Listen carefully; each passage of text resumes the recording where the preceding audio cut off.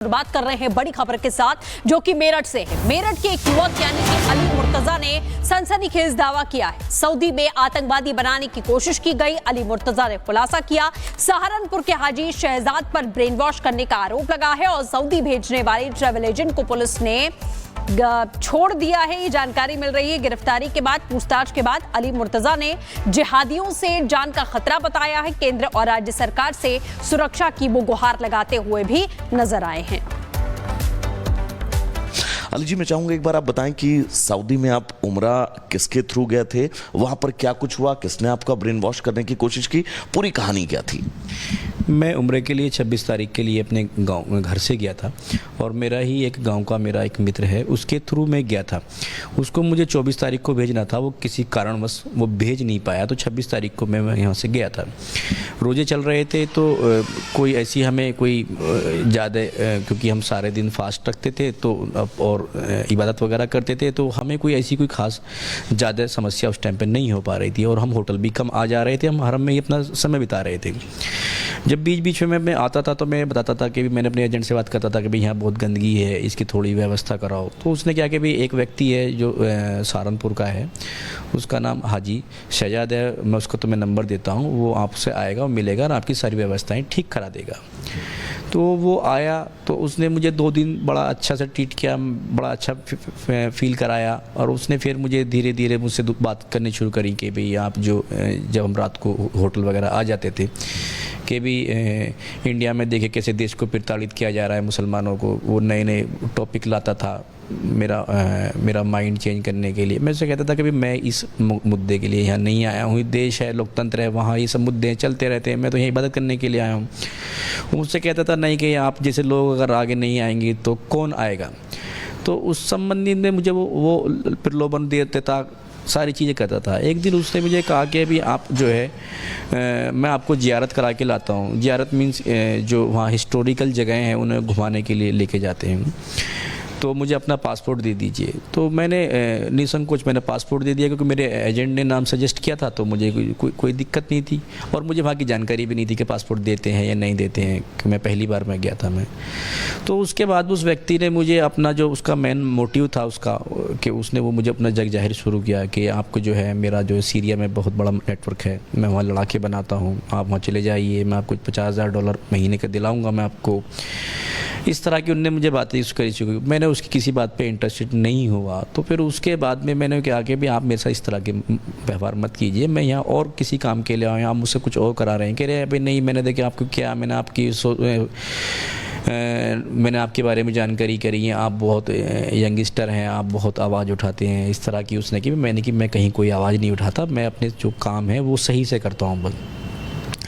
वो मुझे दबाव बनाने लगा, फिर मुझे धमकाने लगा कि भाई अगर आप मेरी बात नहीं मानेंगे, अब मैंने आपसे अपना विचार साझा कर दिया तो मैं आपको यहाँ फंसा दूंगा, आपको मरवा दूंगा, आप नहीं जा पाएंगे, आप स्वर्ग पहुँच जाएंगे, आप परिवार से नहीं मिल पाएंगे, इस तरह की। फिर उसने मुझे बताया कि जो आप टिकट है वो भी आप पे फर्जी है, आप जा ही नहीं पाएंगे और मेरा यहाँ बहुत बड़ा नेटवर्क है, मैं यहाँ से दुबई के रास्ते में आपको भेज दूँगा, मेरी बात मान लीजिए, आप इतने पैसे एक महीने में कमाएंगे जितने पैसे आप पूरे जीवन भी नहीं कमा पाएंगे। इस तरह की मुझे वो प्रलोभन देता था। अच्छा, सीरिया के बारे में क्या जिक्र वो लगातार आपसे करता था? सीरिया के बारे में बोलता था कि मैं आपको वहाँ कमांडर बनाऊंगा, 150 के जो फौजी वगैरह होते हैं वो आपके पीछे चलेंगे, आपका नाम होगा, आपके यहाँ परिवार को हम पूरे अच्छी तरीके से रखेंगे। इस तरह के मुझे वो लालच देता था और मैं बहुत ज़्यादा वहाँ प्रताड़ित था। किसी तरतीब से मैंने जो वीडियो के माध्यम से जो मैंने वो शेयर किया व्हाट्सएप स्टेटस फेसबुक से, मैं यहाँ से वो लोगों ने उसको देखा, लोग मेरे मदद के लिए पहुँचे, भारत सरकार ने मेरी मदद की। मोदी जी से मैं अपील करता हूँ कि इस व्यक्ति के विरुद्ध जो है कड़ी कानूनी कार्रवाई की जाए, जो ये शहजाद नाम का जो व्यक्ति है ये। और मैं चाहूँगा कि कोशिश, मेरी मोदी जी से अपील है, योगी जी से मेरी अपील है कि इसमें जो है केंद्रीय जांच एजेंसियाँ इसमें इन्वॉल्व हों, क्योंकि ये बहुत बड़ा मुद्दा है और मेरी सिक्योरिटी का एक बड़ा मसला बन गया है। हम सारी रात डरे और सहमे रहे, क्योंकि वो लोकल एडमिनिस्ट्रेशन पे दबाव बना रहे हैं कि इस तरह इस मामले को मैनेज कर लिया जाए।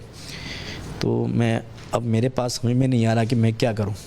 अली देखिए, बहुत मुश्किलें हैं और जो आरोप आपने लगाए हैं, जिन बातों का आप जिक्र कर रहे हैं, अगर वाकई कोई ऐसा नेक्सस सक्रिय है उत्तर प्रदेश के अंदर, इस देश के अंदर, तो इस देश के लिए तो वाकई ये जांच एजेंसी का ही विषय है कि एनआईए इस पूरे मामले की जांच करे और जितने भी इस पूरे मामले से जुड़े हुए लोग हैं उन सभी को चिन्हित किया जाए, उन पर कार्रवाई करे। देखिए, मैं एक व्यक्ति मुझे अपने मोबाइल में दिखाता है 10-10 फॉर्च्यूनर दिखाता है, 10-10 पेट्रोल पंप दिखाता है, आलीशान बंगले दिखाता है, 250 करोड़ रुपए की संपत्ति दिखाता है कि मेरे पे इतनी है, आप भी कमाएंगे। अब देखिए, 250 करोड़ रुपए की संपत्ति करने वाला एक छोटा सा काम क्यों करेगा ये, जिसमें 10-5 हज़ार रुपये की इनकम होती है, क्यों करेगा वो? तो इसके मतलब है, जाहिर सी बात है, उसका इतना बड़ा नेटवर्क है। और जो अब वो मुझे अपने 250 करोड़ रुपए की संपत्तियों के, अगर वो मुझे उनमें प्रलोभन दिखा रहा है, वो कह रहा है आप भी बनेंगे, तो आप मुझे देखिए कि वो कितना बड़ा होगा। अब मैं बड़ी मुश्किल से यहाँ तक आया हूँ और अब मुझे अपनी जान का खतरा है। मेरे विरुद्ध जो है लोकल एडमिनिस्ट्रेशन पे कुछ लोगों को भड़काया जा रहा है। तो रिपोर्ट आप देख रहे थे, वैभव भी हमारे साथ जुड़ गए हैं। वैभव, जिस तरीके से इनकी आवाज सबके पास पहुंच गई, ये सुरक्षित आ गए, इन्होंने अपनी बात हम तक पहुंचाई, जाने कितने लोग होंगे जिनकी सच्चाई सामने भी नहीं आ पाती होगी और वो इस खेल में, ब्रेन वॉश के जंजाल में फंसे रह जाते होंगे। देखिए, बिल्कुल प्रगति, जिस बात का जिक्र और जिन गंभीर बातों का जिक्र अली मुर्तजा की तरफ से किया गया है और जो आरोप लगाए गए हैं कि कैसे वो उम्रा के लिए यहां से सऊदी जाता है और यहां का जो लोकल जिनके जरिए वो यहां से सऊदी जाता है, उन लोगों पर ही आरोप लगाता है कि वो लोग इसे सीरिया भेजने की बात करते हैं और न सिर्फ सीरिया भेजने की बात करते हैं बल्कि कहते हैं कि वहां पर उसे बतौर कमांडर नियुक्ति दी जाएगी और सीधा उसके जो है वो सीधा पैसे की मदद की जाएगी और न सिर्फ पैसे की मदद बल्कि उसके परिवार को भी यहां पर देखरेख के लिए तमाम लोग जो हैं वो कहीं ना कहीं से मौजूद रहेंगे। सबसे महत्वपूर्ण ये है क्योंकि जिस बात का जिक्र अली मुर्तजा ने किया और नंबर्स बताएं कि तकरीबन 500 से 550 लोग ऐसे हैं सालाना जो इस जाल में फंस जाते हैं। वो लोग कौन हैं, वो लोग कहां के हैं और विषय ये भी है कि इन लोगों पर जो आरोप लगाए जा रहे हैं ये कितने लोग हैं, ये संख्या कितनी है। सहारनपुर का रहने वाला ये मुख्य आरोपी जो सऊदी में रहता है, लोगों का ब्रेन वॉश करता है, उन्हें आईएसआईएस या फिर सीरिया भेजने की बात करता है।